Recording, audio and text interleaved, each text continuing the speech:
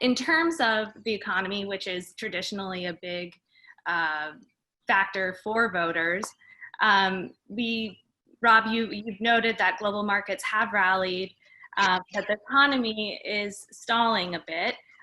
We still have record levels of unemployment and struggling small businesses. Is the market optimism really a trustworthy forecast of our economic recovery? And do you think the market has any blind spots, including, therapeutic, whether there's enough therapeutics available, or the development of a vaccine and the uptake of that vaccine, which has been called into question recently?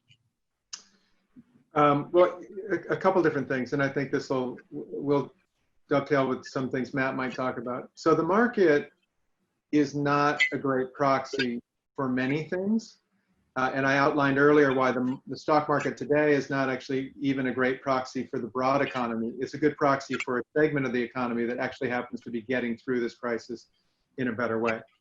The other aspect is we have distortions in the stock market because of financial support for individuals, as well as direct financial support for companies listed on the stock exchange, and actually the government's willingness to support companies through their commercial paper, their access to credit lines, and even some investment in certain fixed income instruments. So the markets today are not functioning in the way that they normally would have. So that's why it has been removed, I think, as a good indicator in any way of what's happening. And so when politicians use it as an indicator one way or another, it's not usually very helpful. In this particular case, it's particularly not helpful. So the markets are going to do what they do. And this is why I was saying it's so important to separate the three out, because trying to now say the markets are telling you what's going to happen in the economy, or the markets are telling you what's happening with the virus, is not very helpful. They're doing their own thing. They're influencing each other, but it's a very separate thing. Matt highlighted the fact that right now the markets do not appear to be discounting a big Democratic victory.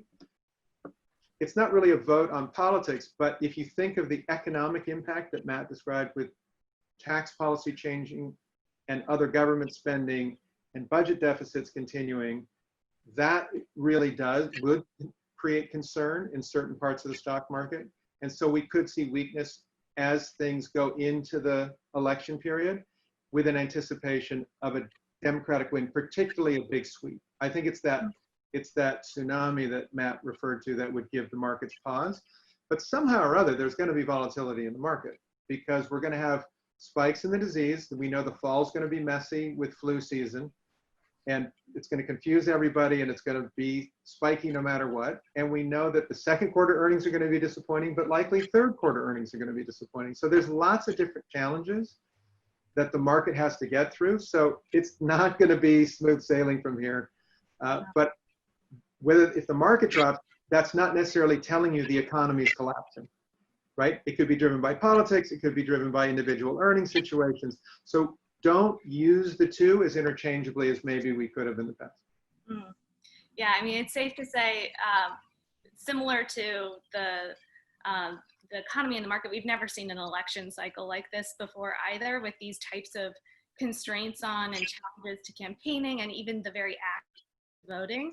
So what are some of the decision points, the events, the factors between now and November that we should be looking at, that and that markets may even be looking at, that can tip the balance one way or the other, Matt?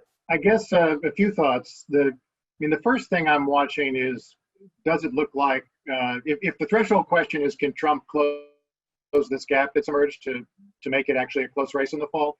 I'm looking for whether he can successfully pivot to address the huge liabilities that have come up in the public view of his performance in the last few months. And he's starting, you can kind of see him starting, but we'll see if he finds what would be publicly perceived as kind of a sounder leadership ground on both the virus management and on his dealing with the racial protests, which have both cost him greatly. So it's, as a first matter, it's watching what his pivot is and the extent to which it looks like it's going to be successful, and how polls begin to reflect that.